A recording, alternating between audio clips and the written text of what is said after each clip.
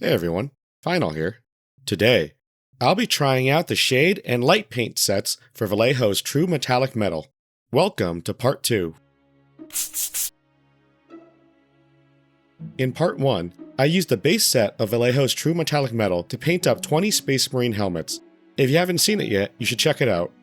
For my testing, I'll be applying the shade paints as a wash to see how well they settle into the recesses and to see how they affect the color of the base paint.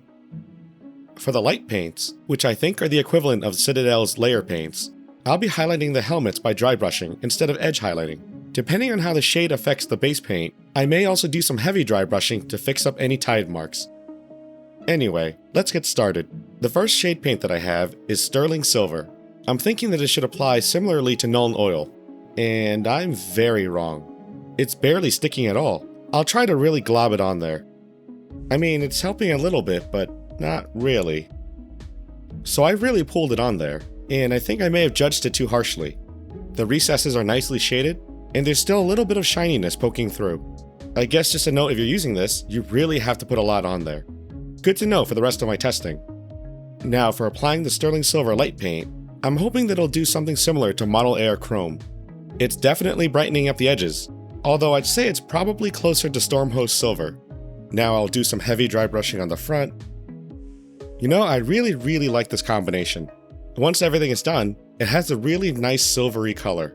The recesses contrast well with the highlights, and the light paint cleans up the flat areas really nicely without overpowering it. I'm definitely going to use this color scheme if Grey Knights ever get more units.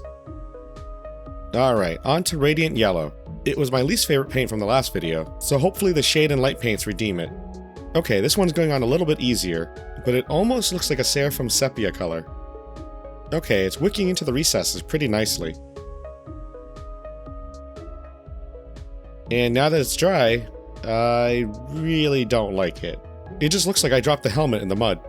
Maybe as a recess shade it'd be okay, or applying it instead of Seraphim Sepia, but washing it over Radiant Yellow doesn't quite work.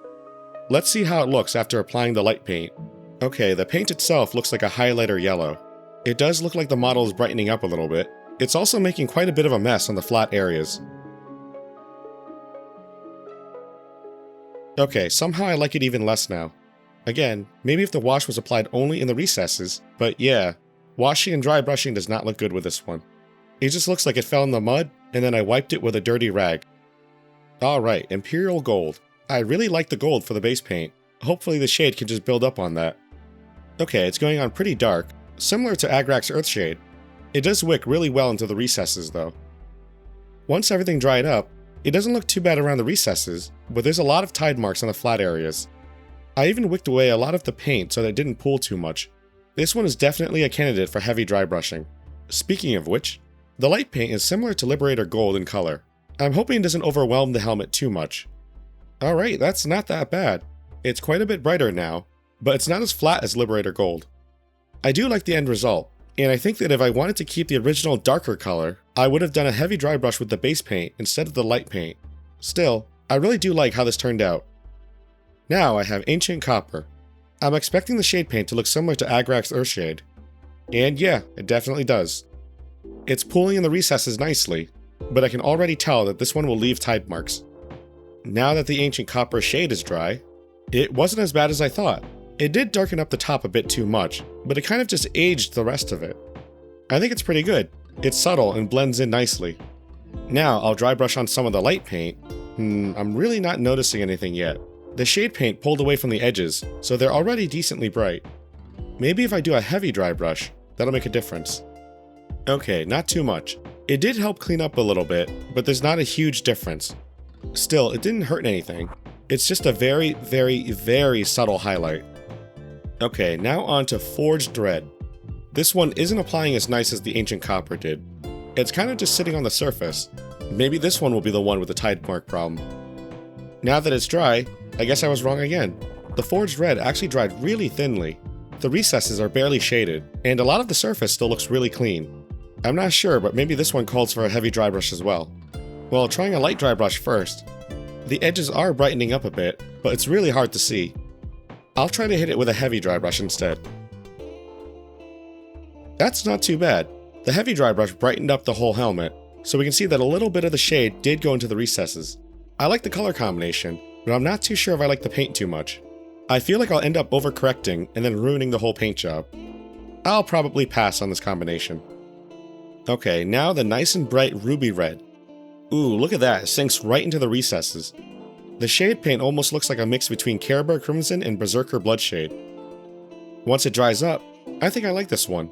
It was a bit heavy on the top, but I probably could have wicked off more paint from the top. The recesses are definitely shaded though. Let's see how the ruby red light paint looks. Okay, edges are definitely brighter, and actually it's blending in pretty well with the ruby red base paint. The heavy dry brushing ended up adding a little bit of a shine to the forehead. I think if I heavy dry brushed the rest of the model, it would end up looking really good. I like how the whole combination looks. Thumbs up for me on this one. On to Crimson Magenta. Uh-oh, that shade is really dark. I really hope that it doesn't ruin the light pink color. It is pulling in the recesses really nicely, but it's darkening everything else up as well. Once it dried, it wasn't as bad as I thought, but now the whole helmet looks pretty beat up. Also, there's a huge tide mark on the top of the helmet. I didn't even let it pool there. Maybe a heavy dry brushing will clean it all up. Yeah, a light dry brush won't cut it.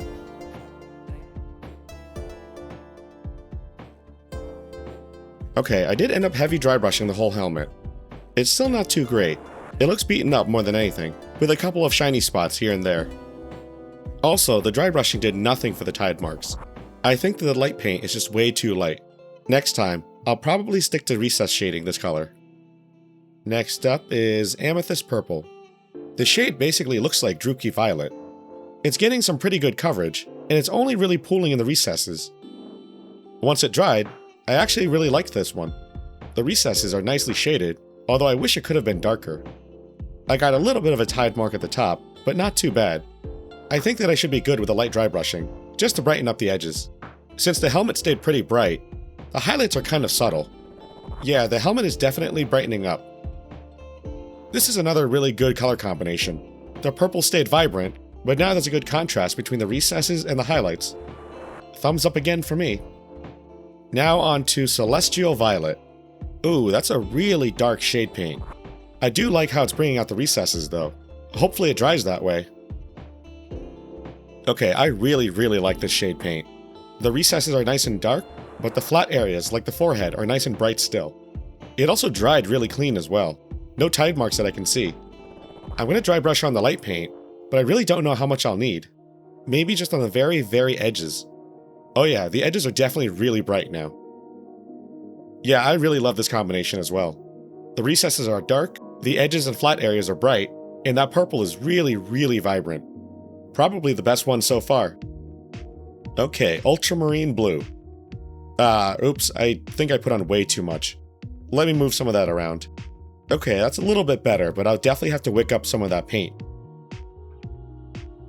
It didn't turn out as big of a disaster as I thought it would. There's still some shine poking through there. The shade paint definitely darkened up the recesses.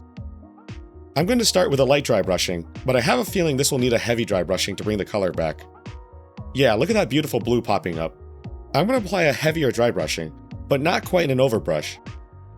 Okay, I still went a little bit too heavy on the dry brushing. I think the light and dark areas contrast a little bit too much now. This might be a good candidate for overbrushing with the original base color, and then highlighting with the light color. I'll have to try it out some more before I paint my ultramarines. Now up next we have Sapphire Blue. This was a really bright, almost electric blue that I really liked, and the shade paint is giving me some hope. It's not getting rid of the light blue, but it is settling into the recesses very nicely. You know what? I'll take it. I let it pool a little bit too much, so there's a couple of tide marks on there, but if I was more careful with it, it would have been a really good color. Let's see if I can brighten that up a little bit. Oh yeah, the light paint isn't too bright. I'm just going to heavy dry brush the helmet instead.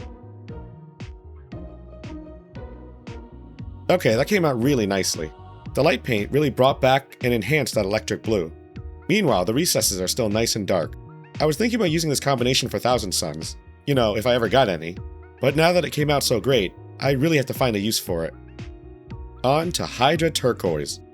Okay, the shade paint isn't too bad. It's going into the recesses really nicely, but it's also dampening that nice turquoise color. I'm going to tentatively say it's not too bad. I don't like it the way it is, but maybe the light paint will fix that.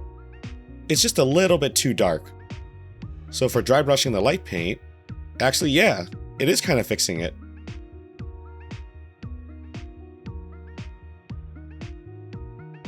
There we go.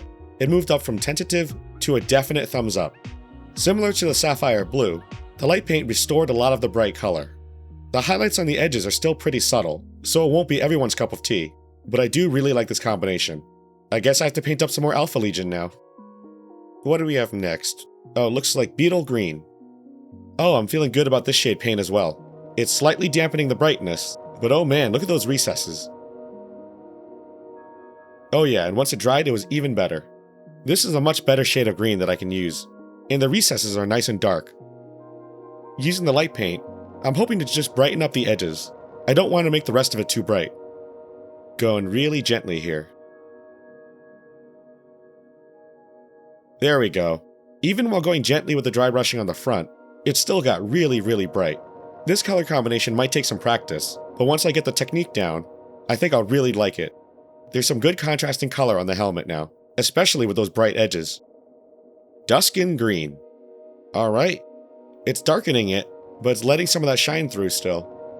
Although I guess it's hard to tell, the paint is still wet. Now that it's dry, I can still say it's letting that shine through.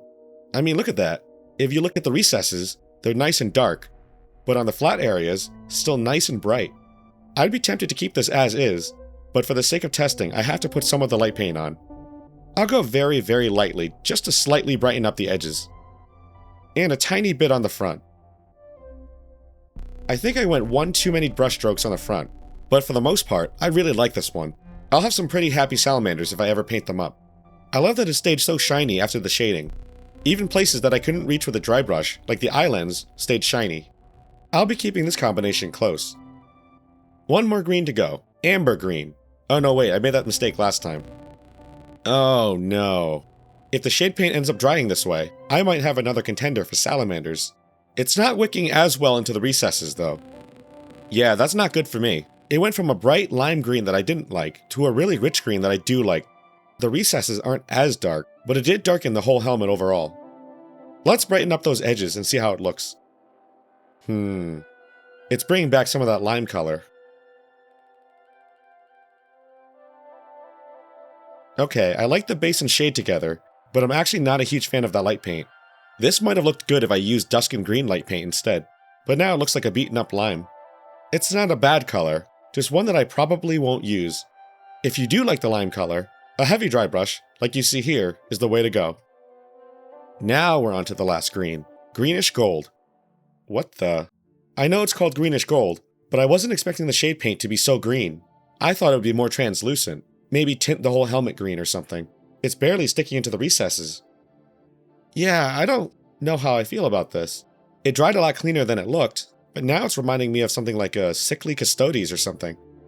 I'll be starting with a heavy dry brush. I don't think any amount of edge highlighting will help this one. Okay, this light paint is what I thought Greenish Gold would have looked like.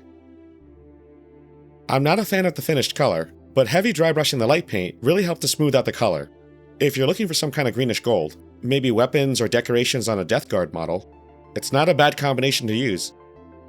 Alright, now that we're finally done with the greens, we're moving on to Arcane Gold. Oh boy, this is going to be an interesting shade paint. It's reminding me of the sterling silver that I tried at the beginning. It's not sticking very well, and kind of just globs in the recesses, and now it looks like I'm just dumping mud onto it. Let's see how it dries. Huh, that's interesting. It's somehow dirty, but also shiny at the same time. The recess shading is actually really poor though. I'm not sure if I needed to add more, or specifically aim to recess shade. Let's do a heavy dry brush with the light paint. See if that fixes things up. Okay, heavy dry brushing is definitely the way to go. It didn't really brighten anything up, but it blended in a lot of the tide marks. I guess I'm looking at this from the standpoint of painting a whole helmet or Space Marine, but if I were to paint an artifact or a relic of some sort, this actually wouldn't be too bad. More testing needed, but I'll give this a thumbs up, at least halfway. Now, rusty metal. I remember saying that this would be a nice bronze color, but maybe the shade and light paints will make it look more rusty.